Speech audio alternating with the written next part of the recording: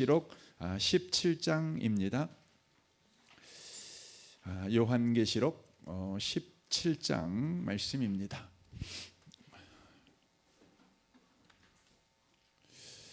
17장 17절과 18절 두 절 말씀을 보겠습니다. 17절과 18절 말씀입니다. 같은 목소리로 이 말씀을 읽겠습니다. 이는 하나님이 자기 뜻대로 할 마음을 그들에게 주사 한 뜻을 이루게 하시고 그들의 나라를 그 짐승에게 주게 하시되 하나님의 말씀이 응할 때까지 하심이라. 또 내가 본 그 여자는 땅의 왕들을 다스리는 큰 성이라 하더라. 아멘. 아멘. 말세를 사는 성도 2의 36번째 말씀을 함께 나누기를 원합니다. 지금 우리는 마지막 재앙에 관해서, 이 나팔 재앙에 관해서 함께 우리가 대접 재앙에 대해서 우리가 함께 나누고 있습니다. 지금 7번째 재앙에 관해서 우리가 나누고 있습니다. 이 대접 재앙에서 계속해서 말씀하고 있는 것은 하나님께서 바벨론 음녀와 짐승과 그를 따르는 자들을 어떻게 심판하신가를 계속해서 다루고 있습니다. 그런데 그 다루는 방식이 그것들이 승리하는 것처럼 그렇게 성경은 기록하고 있다고 하는 것입니다. 그러나 그것은 표현은 그들이 승리한 것 같지만 내용은 그리스도인의 승리, 바로 그들의 심판이라는 것을 우리가 놓치시면 안 되는 것입니다. 그래서 성도가 삶을 살아갈 때 보이는 것으로, 들리는 것으로, 또 마음에 생각나는 것으로 우리가 판단하고 살아가는 것은 굉장히 위험한 것입니다. 항상 우리가 본질을 볼 줄 알아야 합니다. 보이지 아니한 것을 볼 줄 알아야 합니다. 이것은 오직 성령으로만 가능합니다. 성령만이 하나님께서 우리에게 은혜로 주신 것을 바로 보게 하고 있기 때문에 그렇습니다. 그래서 말세를 사는 성도는 항상 때를 얻든지 못 얻든지 성령의 충만함을 구하며 성령의 충만함을 받아서 일상을 살아가셔야 된다고 하는 것입니다. 시간이 가면 갈수록 세상은 보이는 것이 더 크게 보이는 세상이 된다는 것이죠. 들리는 것이 훨씬 더 크게 들리는 바로 세상이 되어져 간다는 것입니다. 그리고 우리 가운데 수없이 많은 생각이 일어나도록 그렇게 조장하는 바로 세상이 되어져 간다는 것입니다. 이것이 말세의 한 징조입니다. 여러분, 조선시대 사람들이 보고 산 것은 그렇게 많지 않습니다. 그들은 그 동네에서 거의 벗어나지 못하기 때문에 늘 봤던 것만 봅니다. 그렇죠. 또 늘 듣던 것만 듭니다. 그러니까 늘 생각나는 것만 생각나는 것입니다. 그러나 오늘날의 저와 여러분은요, 매일매일 얼마나 다양한 것을 보는지 모릅니다. 어제 못 봤던 걸 또 봅니다. 그게 신기합니다. 신비합니다. 그래서 여러분과 제가 이 말세를 살아갈 때 그 눈이요 굉장히 피곤하지요. 못 본 걸 또 봐야 되고, 또 다른 표현으로 말하면 눈이 굉장히 신비합니다. 즐겁습니다. 늘 새로운 걸 봐야 되니까요. 또 귀가 늘 새로운 걸 듣습니다. 그렇지 않습니까?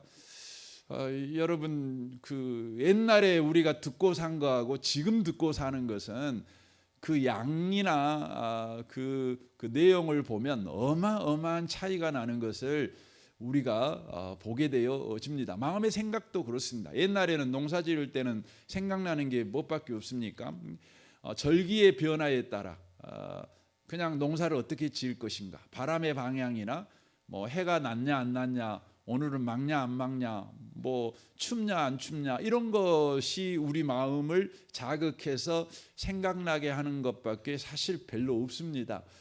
먹을 거, 뭐 마실 거, 입을 거, 이게 전부 다 아닙니까? 그러나 현대를 사는 저와 여러분은요, 지금부터 여러분 집에, 여기 교회 예배당 끝나고 예배당에서 여러분 집에까지 갈 때요, 여러분 끊임없이 생각나게 하는 것을 봅니다. 자극을 받습니다.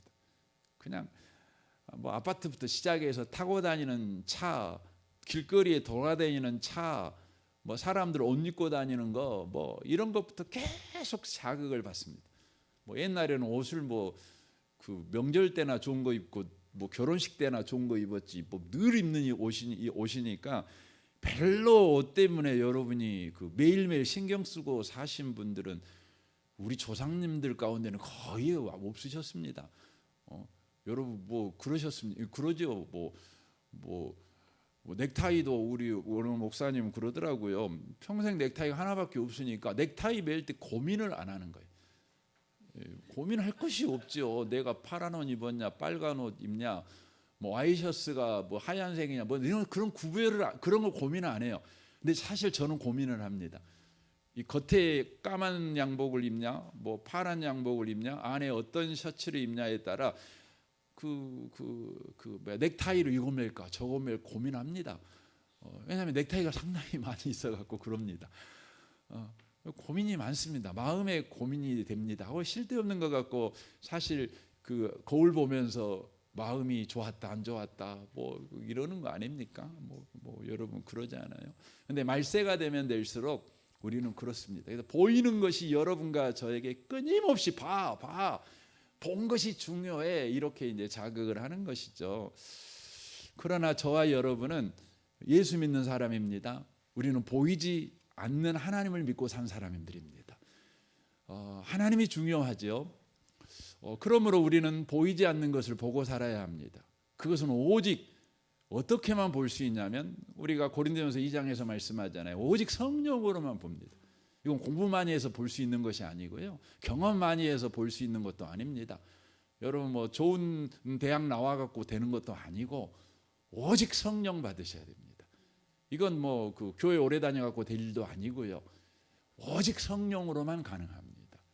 그래서 여러분과 제가 성령으로 계속해서 충만하도록 그 구하는 삶을 살아가야 된다는 것입니다.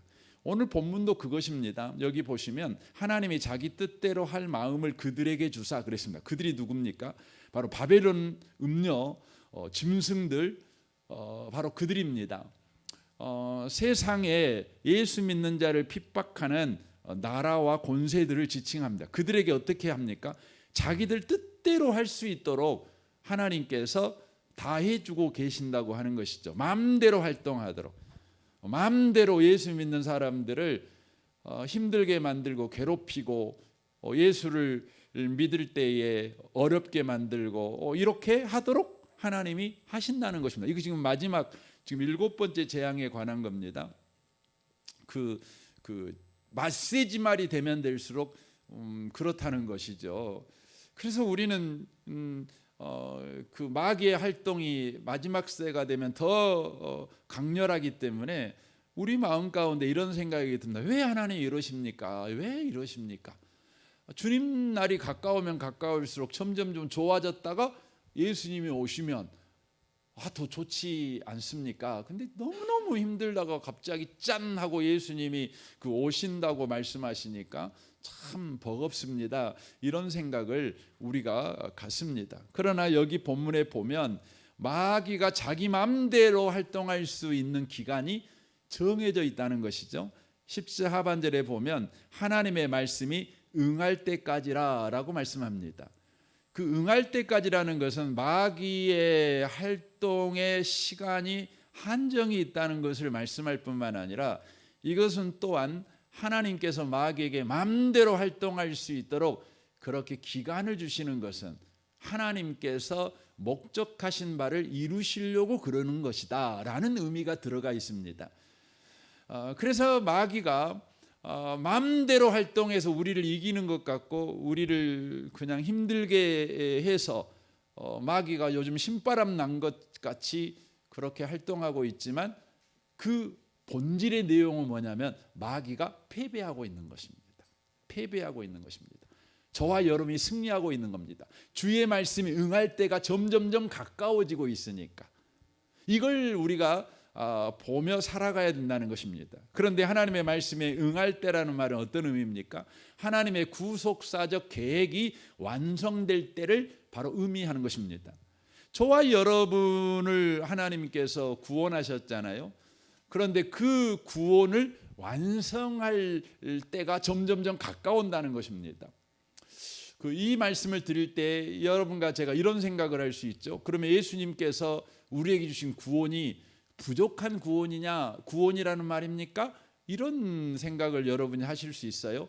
그런 의미가 아닙니다. 예수께서 이루신 구원은 완료됐습니다. 완료됐습니다. 그런데 저와 여러분에게 완성되어져 간다는 것입니다. 그러니까 이미 구원은 완료되었고 저와 여러분에게 바로 적용시켜 완성을 시키는 바로 과정이 남아 있다는 것을 이야기를 하고 있는 것입니다. 성경은 그래서 빌립보서 1장 6절에 이렇게 말하죠. 너희 안에 착한 일을 시작하신 이가 예수 그리스도의 날까지 이루실 줄을 우리가 확신하노라라고 되어 있습니다. 그러니까 예수님께서 구원을 완성했어요. 근데 그 구원이 완성된 구원 가운데 우리에게 이미 되어진 구원이 있는데 그건 뭐냐면 우리가 하나님의 자녀가 되는 구원입니다. 신분의 구원이라고 그러죠. 그러면 아직 우리에게 이루어지지 않은 구원이 뭡니까? 그것은 성화의 구원이라고 말합니다. 바로 그것은 저와 여러분이 바로 예수님을 닮은 바로 상태가 되어지는 구원. 그래서 이것을 가르쳐 성화 구원이라고 하기도 하고 상태 구원이라고 하기도 합니다. 그런데 저와 여러분에게 하나님의 자녀가 되는 구원이 주어졌다면 그 구원은 틀림없이 저와 여러분을 성화에 이르는 구원까지 이르게 한다는 것입니다. 왜냐하면 저와 여러분에게 이루어지신 구원은 이미 완성된 구원이고 바로 그 구원을 완성하신 분이 예수 그리스도시기 때문에 그런다는 것입니다. 그래서 우리 안에 하나님의 자녀가 되는 신분의 구원을 시작하신 그 구원이 반드시 성화의 구원까지 우리 가운데 이루어지게 한다는 것이죠. 그 성화의 구원이 이루어져 가는 일에 있어서 바로 우리에게 과정으로 필요한 것이 뭐냐? 그러면 오늘 본문에 나와 있는 것처럼 마귀가 자기 마음대로 우리 삶에 역사하는 거라는 것입니다. 마귀가 우리의 삶에 마음대로 역사하는 것입니다. 마귀가 우리 마음속에 마음대로 역사하는 것을 여러분 두 단어로 하면 뭐가 되죠? 그것이 환난이 되는 겁니다. 환난. 그것이 또 다른 표현으로 고난이 되겠죠. 그러니까 하나님께서 예수님을 믿어 하나님의 자녀가 되는 구원을 받은 자들에게 예수님을 닮아가는 신의 성품에 참여하는 바로 성화의 구원에 이르게 하는 자가 되도록 하기 위해서 바로 저와 여러분에게 사용하는 도구가 있는데 그것이 환난이다, 고난이다, 그런 의미의 바로 말씀이 되는 것입니다. 그런데 이 성화의 구원이라는 것은 예수님을 닮아가는 것이잖아요. 예수님을 닮아가는 것인데 그것을 더 정확한 표현으로 말하면 거룩입니다. 거룩한 자가 되는 것입니다.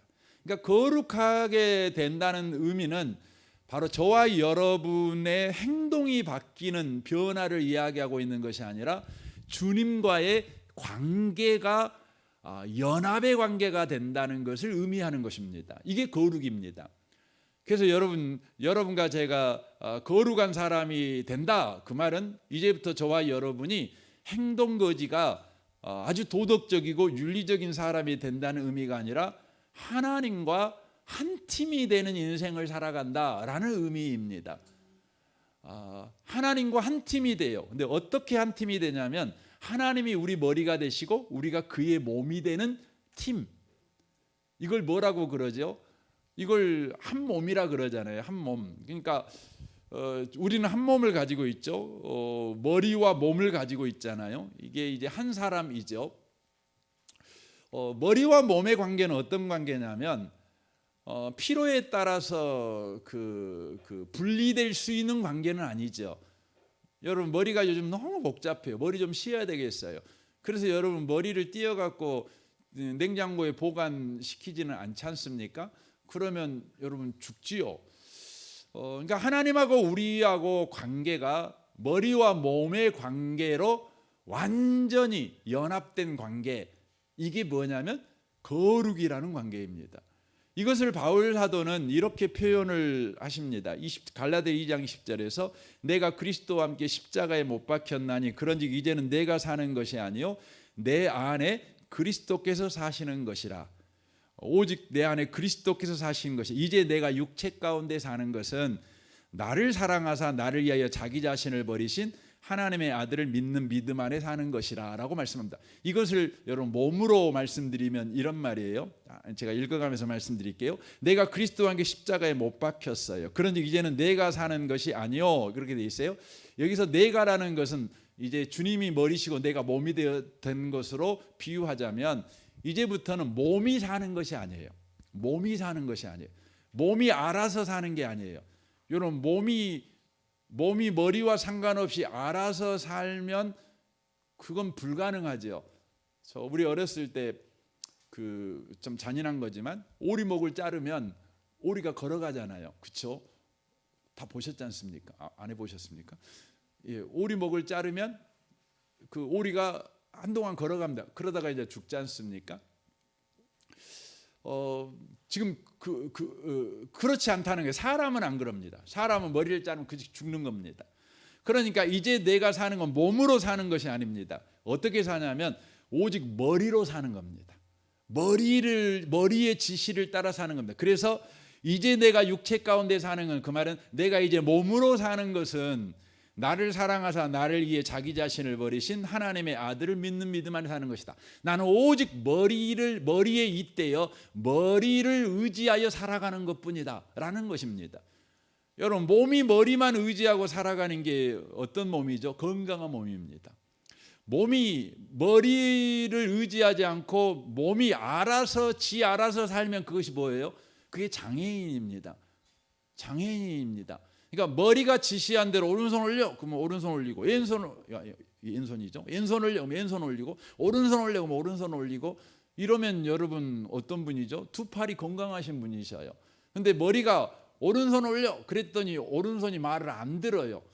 그리고는 머리가 아무 말도 안 하고 있는데 지 혼자 오른손이 막 흔들리고 막 그렇게 움직여요. 그러면 그게 뭐죠?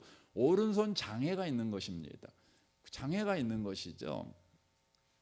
그러니까 하나님께서 하나님의 자녀가 된 저와 여러분을 향하여 지금 이루어가고 있는 구원은 뭐냐면 하나님하고 우리하고 완전한 연합된 관계, 머리와 몸의 관계가 되어 머리이신 주님의 지도를 쫓아 몸이 살아가는, 그래서 몸이 완전히 머리에 바로 의지하는 상태, 그것을 뭐라고 그러냐면 성경은 거룩이라고 말씀합니다. 거룩이라고 말씀합니다.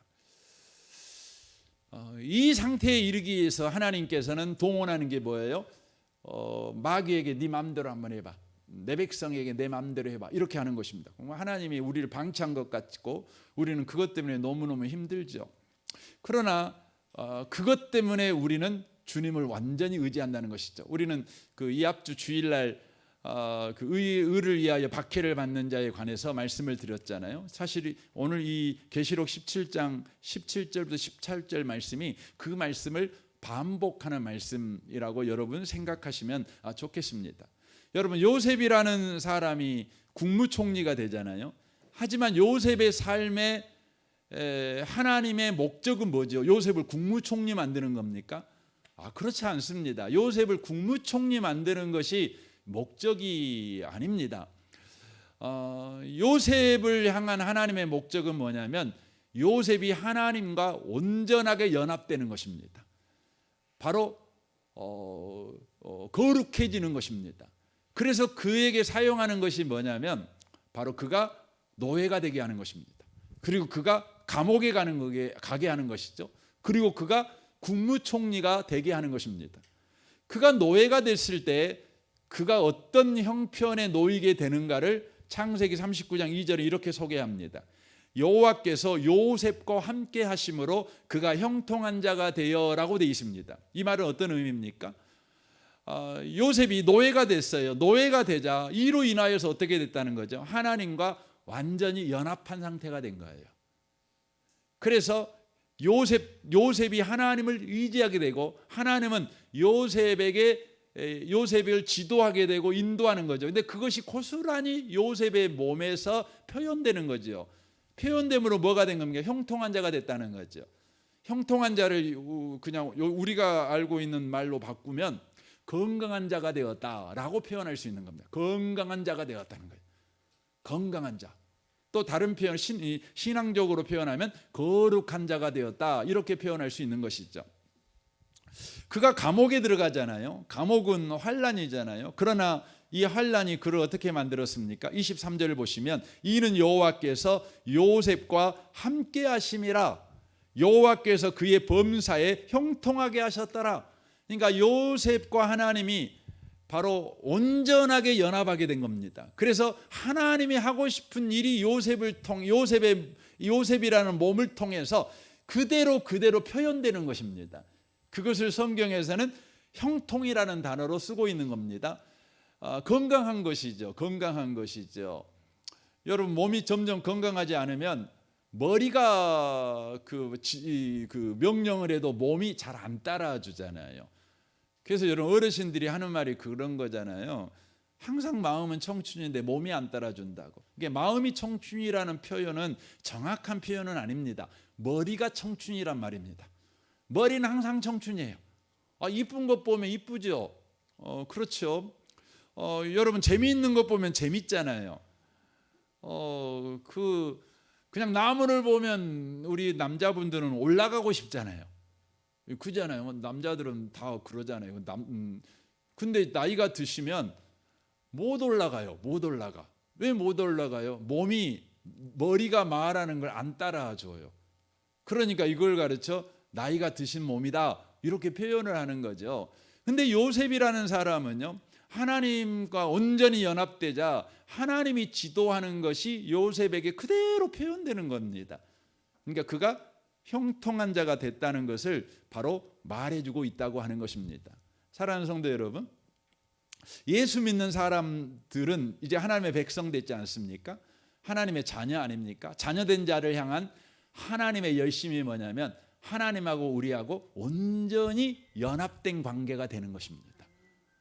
하나님이 말씀하면 저와 여러분이 즉시 순종하는 것입니다. 그래서 로마서 1장에서 복음이 뭐냐? 그럼 복음이 목적하는 게 뭐냐? 그걸 이렇게 기록해 놓고 있는 것을 보게 되어집니다. 5절에 보면 그로 말미암아 우리가 은혜와 사도의 직분을 받아 그 이름을 위하여 모든 이방인 중에서 믿어 순종하게 하나니라고 돼 있어요. 복음이 우리 안에서 어떤 목적을 가지고 일하고 있냐면 믿어 순종하도록 역사하고 있는 거예요. 이 믿어라는 의미는 어떤 의미냐면 바로 믿음이라고 하는 것은 관계에서 나오는 거잖아요. 배움에서 나오는 것이 아닙니다. 믿음은 서로와의 관계에서 나오는 게 믿음이에요. 그래서 관계가 제대로 된 순종. 그래서 이 순종은 억지 순종이 아닙니다. 이것은 강압이 아닙니다. 주님과 관계에서 나오는 너무나 자연스러운 순종. 이것이 복음이 바로 목적하는 목적지라고 하는 것이죠. 저와 여러분을 여기까지 데려가기를 원하십니다. 이를 위해 쓰고 있는 것이 뭐냐면 환난이라고 하는 것입니다. 환난.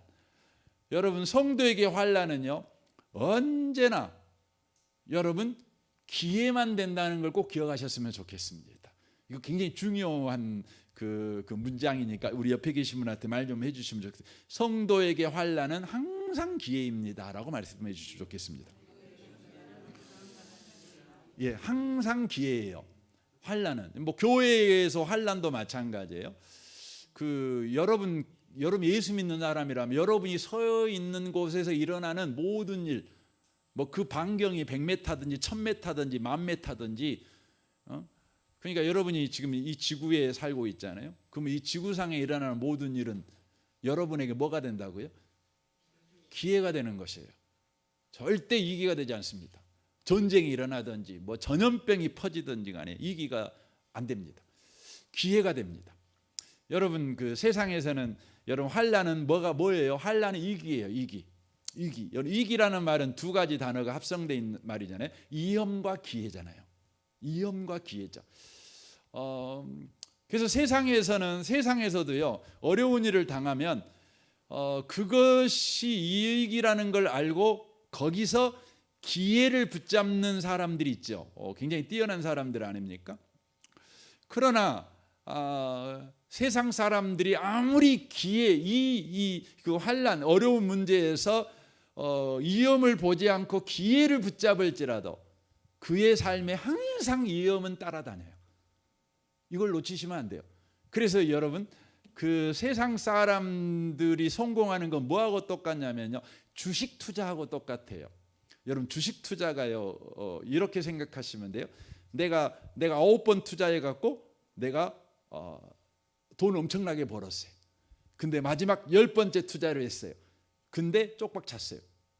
그러면 9번째까지 여러분 그 번 돈은 10번째 단 한 번의 실수로 아무것도 못 버는 거예요. 이게 주식이에요. 주식. 그러니까 주식하는 사람들은요 불철주야 뭐하고 살아요? 긴장하면서 살아요. 불철주야. 오늘 내가 성공했다고? 내가 오늘 성공했어.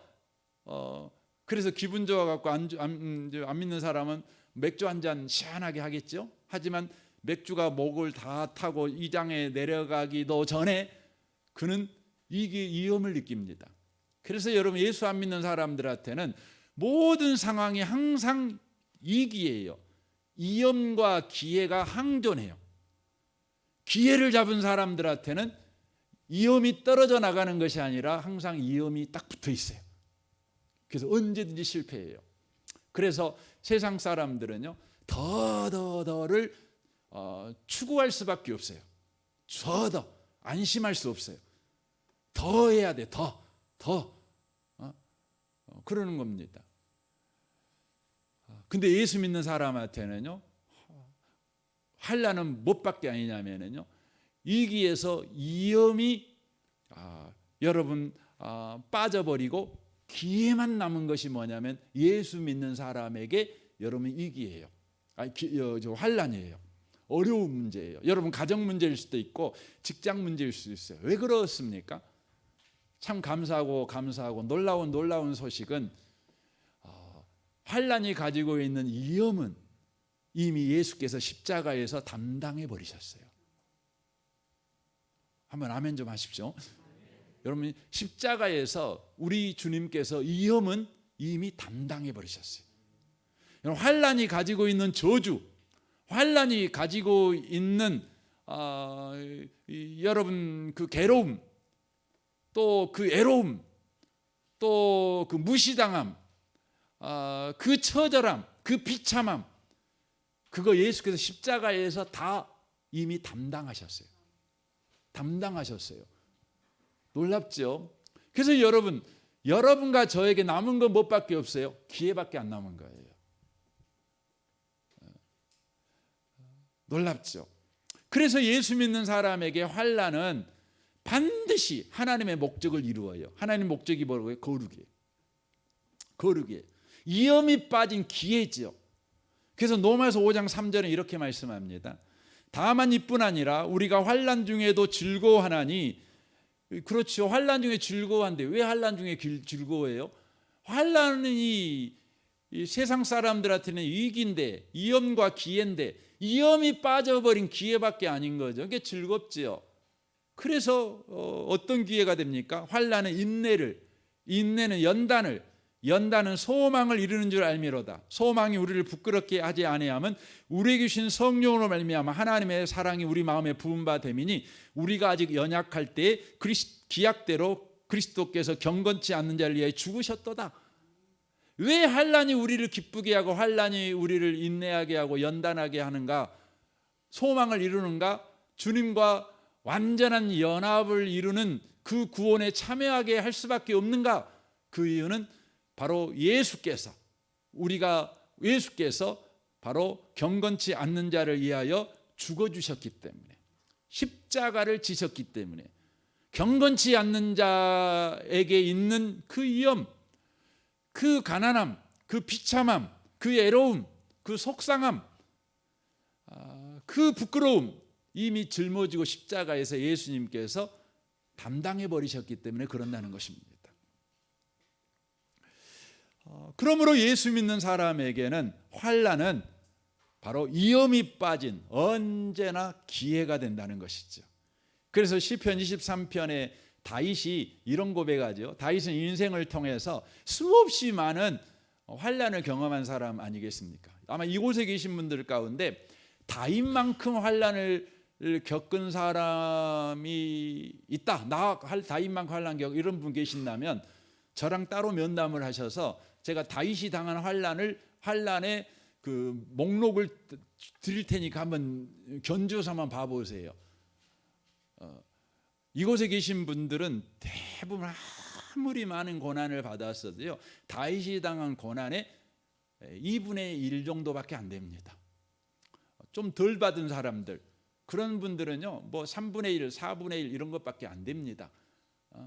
그래서 여러분 다윗, 예수님까지 볼 것도 없어요. 뭐 예수님이 당한 고난은 뭐 다윗이 당한 고난 뭐 수천 배니까 말할 것도 없고, 그래도 사람인 다윗이 당한 고난하고 여러분 비교해 보시고요, 너무 징징거리고 안 살으셨으면 좋겠어요. 왜 나는 힘들까, 인생이 왜 나는 어려운 일만 있을까, 뭐 이렇게 너무 안 하셨으면 좋겠어요.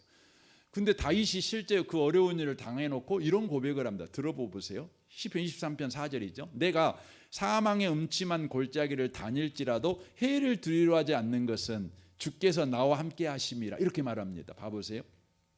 사망의 음침한 골짜기를 가요. 그럼 거기에 뭐가 있는 거죠? 위기가 있는 거예요. 위기가, 위험과 기회가 있는 거죠. 그런데 다윗이 뭐라고 고백하냐면 해를 두려워하지 않는, 난 해 안 받아, 이렇게 말하고 있는 거죠. 뭐가 빠져버린 거죠? 위험이 빠져버린 것입니다. 그리고 그에게는 뭐가 주어진 거죠? 기회만 주어진 거죠. 어떤 기회가 주어졌죠? 주의 지팡이와 막대기가 나를 안위하신나이다 라는 기회가 그에게 주어진 거예요. 여러분, 안이라는 단어가 어려운 단어입니다.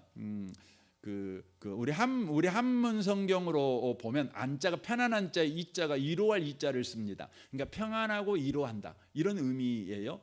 근데 이분을 히브리어로 보면 이 말씀은 어떤 의미냐면 바로 담대함이에요. 담대함. 그러니까 왜 담대함이 생기냐면 하나님의 지팡이와 막대기가 만들어내는 내 마음의 변화, 내 마음의 담대함이 생기는 것입니다. 여기에 하나님의 주의 지팡이라는 말은 주님의 통치를 말하는 것이고, 막대기라는 것은 나를 바로 보호하고 지지하는 것을 이야기하는 것입니다. 그러니까 사망의 음침한 골짜기에서도 주님께서 나를 통치하셔요. 나를 보호하시고 지지해 주셔요. 이걸 경험합니다. 그러니까 사망의 음침한 골짜기에서 기회가 되는데 무슨 기회가 되느냐? 주님을 경험하는 기회가 되는 거죠. 이로 인하여서 자기의 심령의 변화가 생기는데 안위가 생겨요. 바로 담대함이 생겨요. 담대함. 이것이 헬라어로 보면은 이 안이라는 단어가 곁에서 돕는다라는 뜻을 가지고 있어요. 곁에서 돕는다. 이 헬라어 단어가 어떤 단어하고 어근이 같으냐면 성령, 보혜사하고 어근이 같아요. 보혜사하고 어근이 같아요. 그러니까 보혜사가 그런 거 아닙니까? 보호하고 은혜 베풀어 주고 가르치시는 분, 이게 보혜사 아닙니까? 그러니까 사망의 음침한 골짜기 가운데 있는데 내 마음에 담대함이 생겨요. 그 이유가 뭐냐면 바로 보혜사이신 성령이 바로 곁에서 나를 보호하고 은혜 주시고 가르쳐 주심으로 인하여 마음이 생겨난다는 것이죠. 이것은 사망의 음침한 골짜기 가운데 서 있는 사람이 잡는 기회라는 것을 바로 지금 이야기를 해주고 있다는 것입니다. 그래서 6절에 이렇게 표현합니다. 내 평생의 선하심과 인자하심이 반드시 나를 따르리니 내가 여호와의 집에 영원히 살리로다라고 되어 있습니다. 그러니까 내가 사망의 음침한 골짜기에 있는 것이 현실이에요. 이게 보이는 현실이죠. 그런데 자신이 예수 안에 있고 신분의 구원을 주신 하나님께서 나를 거룩으로 끌어가시는 일을 하고 계시는 것을 바로 영적 눈이 열려서 보이게 되는 거죠. 보이게 될 때에 사명 음침한 골짜기가 어떤 곳이냐? 그러면 여호와의 집이라는 거예요. 이걸 고백하고 있는 겁니다. 왜냐? 내 평생의 선하심과 인자하심이 반드시 나를 따르리니라는 의미입니다. 따른다는 이 단어가 어떤 뜻이냐면요, 능동적으로 나를 추격해 따라 붙는 것을 말하는 것입니다. 그러니까 하나님께서 적극적으로 의지를 사용해 가지고 나를 추격하면서 따라 붙어요. 그러니까 사망의 음침한 골짜기가 가지고 있는 그 위험이 내 인생에 역사하지 못하고 오직 하나님이 만들어낸 기회가 그 인생이 되도록 우리 하나님께서 의지를 가지고 내 옆에 딱 붙어가지고 추격하면서 바로 나를 도우신다는 것이죠. 그래서 사망의 음침한 골짜기가 뭐가 되냐?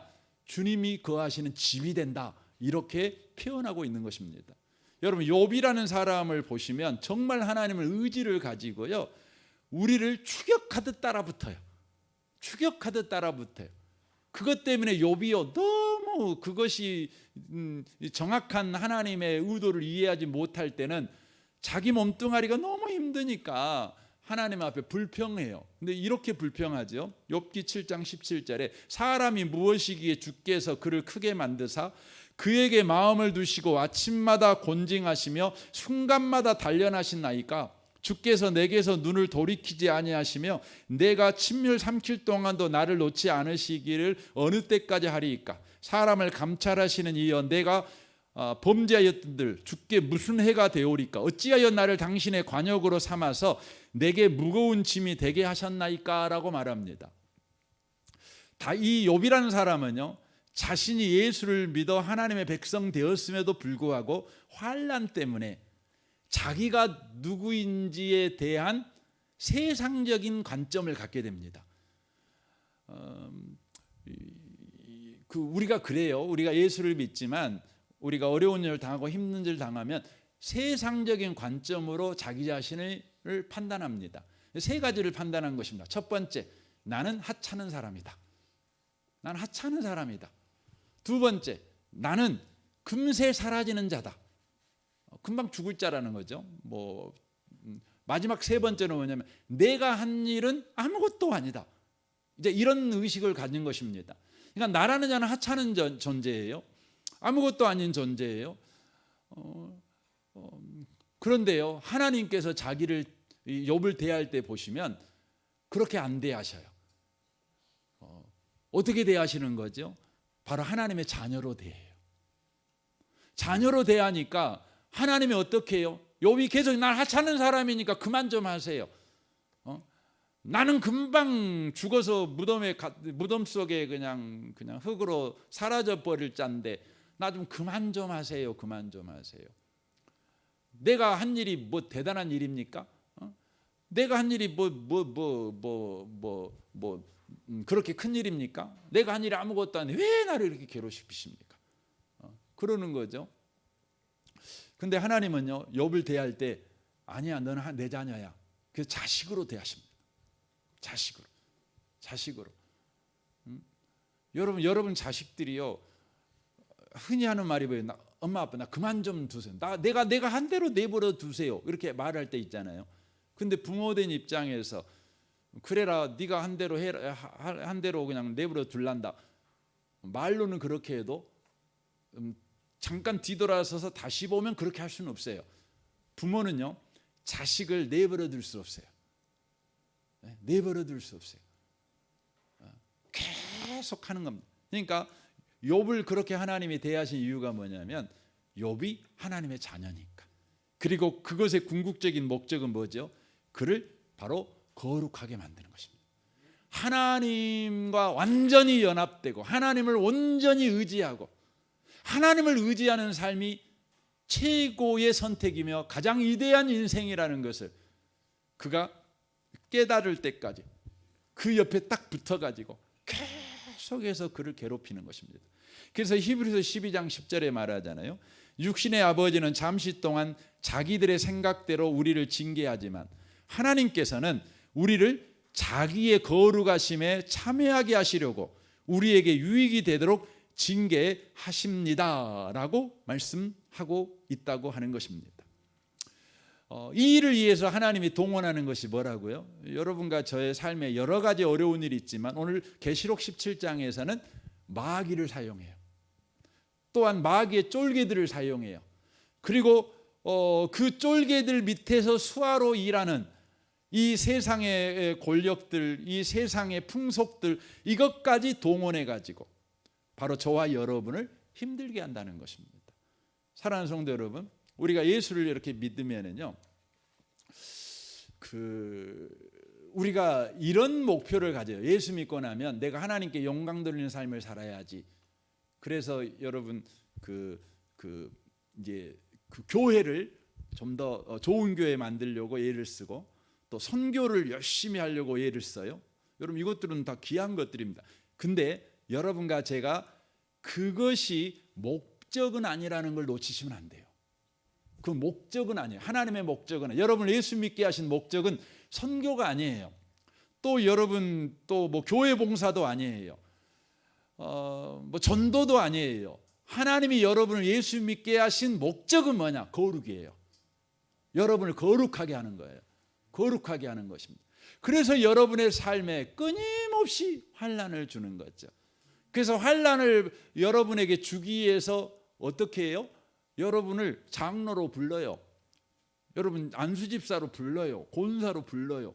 여러분 장로가 되고 권사가 되고 안수집사가 되면요, 주일날 성경책만 듣고 왔다 갔다만 해도 됐던 신앙생활이 그때부터 여러분 안 해야 될 생각을 해야 돼요.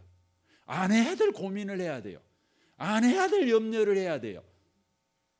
장로가 아니면 뭔 염려할 것이 또 있나요? 뭐 걱정할 거 있나요? 그냥 교회 와갖고 그냥 얼른 예배드리고 얼른 집에 가보면 되지. 집에 얼른 갔다 그래서 여러분 보고 어떻게 교회 인자 출석한 사람이 교회 왔다가 예배만 드리고 그냥 갈 수 있어? 그렇게 욕합니까? 욕 안 먹습니다. 근데 장로가 돼갖고 얼른 갔다 얼른 가보면 욕 바가지로 얻어먹습니다. 그 뒤에서 뒷담화가 얼마나 많은지 몰라요. 여러분 세상에서 제일 여러분 그 지방 방송이 발전된 여러분 공동체 어딘지 아세요? 교회입니다. 교회.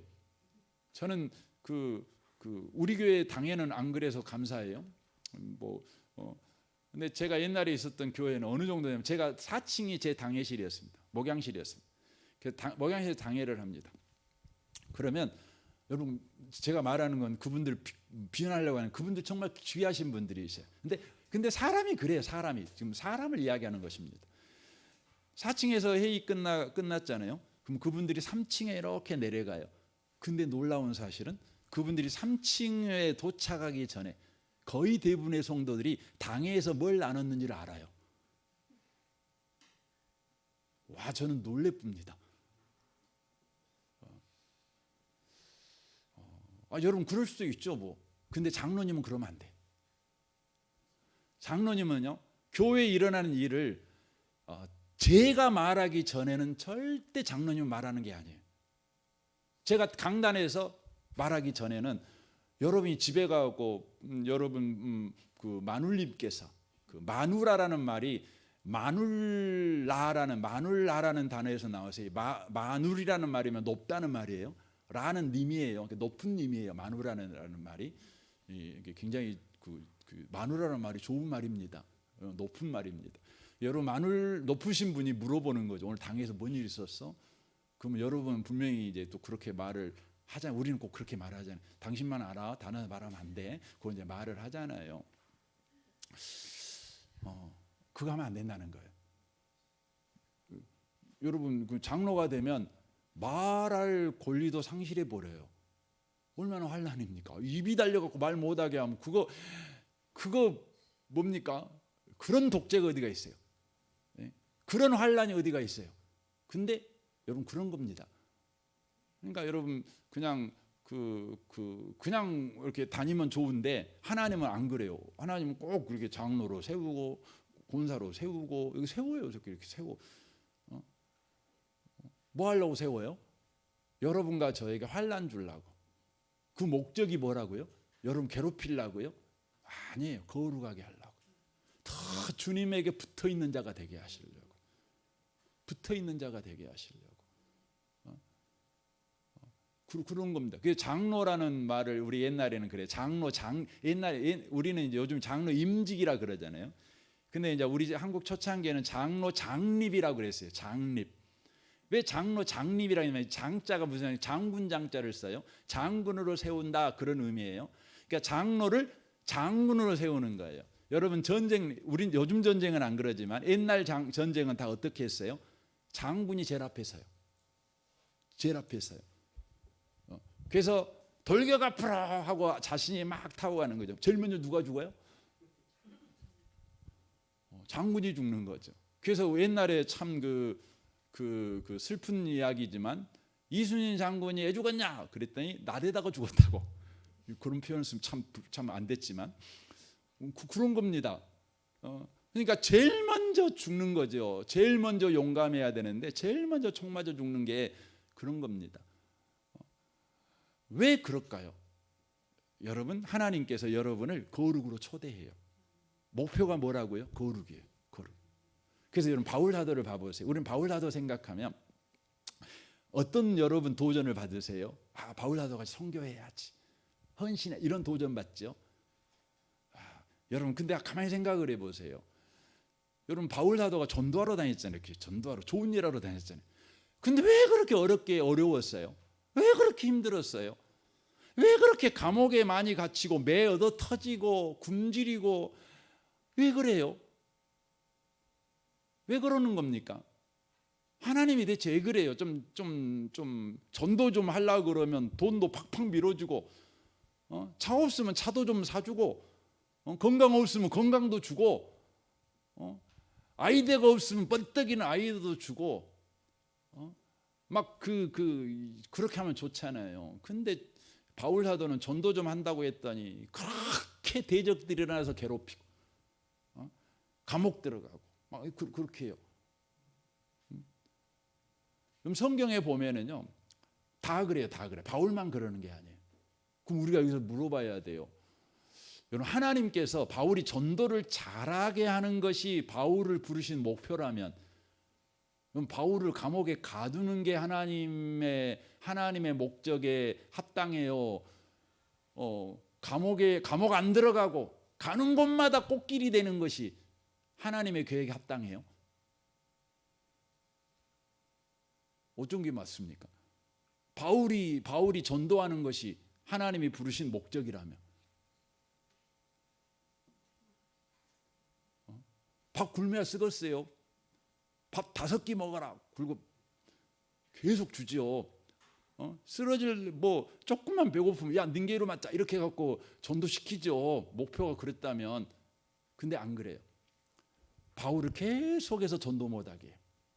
그러니까 오직하면 바울이 하나님 나 전도 좀 하게 내 몸에 사단의 가시 좀 없애주세요. 그래요. 그랬더니 하나님이 뭐라 그래요? 내 은혜가 네게 족하다. 참 시험 들면 정말 죄송합니다만 하나님은 죄송하지만 정말 죄송한 소리잖아요. 여러분한테 병 좀 고쳐달라고 그랬더니 하나님이 다 은혜 주셔. 그것도 은혜야. 그러면 여러분 시험 들어요. 쉽지 않습니다. 시험 드는 겁니다. 근데 하나님이 그랬다고요. 그 목표가 뭐예요? 바울의 거룩함이에요. 그걸 어떻게 알 수 있죠? 바울이 죽기 전에 고백을 합니다. 내가 달려갈 길과 주 예수께 받은 내가 달려갈 길을 다 달려가고, 그다음에 뭘 했다고요? 믿음을 지켰대요. 믿음을 지켰대요. 여러분 믿음이 뭐예요? 믿음을 지킨다는 게 뭐죠? 믿음을 지킨다는 건 뭐냐면 예수를 믿는 믿음을 지켰다는 거죠. 예수님을 의지하는 삶을 살았다는 것입니다. 예수님과 연합하는 삶을 끝까지 살았다는 것입니다. 왜 그렇게 된 것입니까? 바로 하나님께서 바울에게 바로 목표한 그 목표를 하나님이 이루신 거예요. 이루신 거예요. 저는 이제 목사가 돼가지고 처음 그 신학을 할 때 저도 모르게 목회의 목표가 뭐냐, 나를 목사로 부르신 목표가 뭐냐, 그러면 저는 그렇게 생각했어요. 저는 그 교회가 부흥되게 하는 것, 많은 성도가 모이게 하는 것이 저를 하나님이 부르신 목표라고 생각을 했어요. 목적이라고 생각을 했어요. 근데 제가 목회를 하면 할수록 하나님이 저한테 가르쳐 주시는 것이 있어요. 그것이 뭐냐면 너의 목표, 나의 목표는, 너를 목사로 부르신 나의 목표는 바로 목회가 아니라 너다, 너라고 말씀하셔요. 너의 거룩함이다. 교회 부흥 아니다. 너의 거룩이다. 네가 더 주님과 연합하는 것, 더 주님께 붙어 살아가는 것, 그거다 말씀하셔요. 그래서 여러분 이 계시록 17장에서 지금 마지막 7번째 대접 재앙이 부르는데, 지금 그 사단의 역사는 끝날 줄 모를 만큼 가열차요. 근데 그게 마지막 나팔이 되는 거죠. 대접이 되는 거죠. 그 이유는 뭐냐면 바로 주님의 목표가 이루어지니까. 주님의 목표가 뭐예요? 우리의 거룩함이에요. 거룩하는 것이에요. 사랑하는 성도 여러분, 여러분과 제가 지금 말세를 살고 있습니다. 마지막 세대를 살고 있습니다. 주님의 관심이요, 여러분과 제가 하는 일이 아니라 여러분이라는 걸 놓치시면 안 돼요. 여러분의 거룩이라는 걸 놓치시면 안 돼요. 주님과의 관계라는 걸 놓치시면 안 돼요. 여러분의 삶이 주님의 목표가 이루어질 것입니다. 어려운 일이 있을 것입니다. 그때마다 놓치지 마십시오. 위험이 빠진 이기라는 것, 바로 주님을 붙들 기회라는 것, 주만 바라보시는 모든 분들 다 되시기를 주님의 이름으로 축원합니다. 아멘. 우리 같이 기도하겠습니다. 오늘 말씀을 우리 생각하면서 시간 잠깐 한번 각자에게 주신 말씀을 쫓아 기도했으면 좋겠습니다. 기도하겠습니다. 하나님 아버지 감사합니다.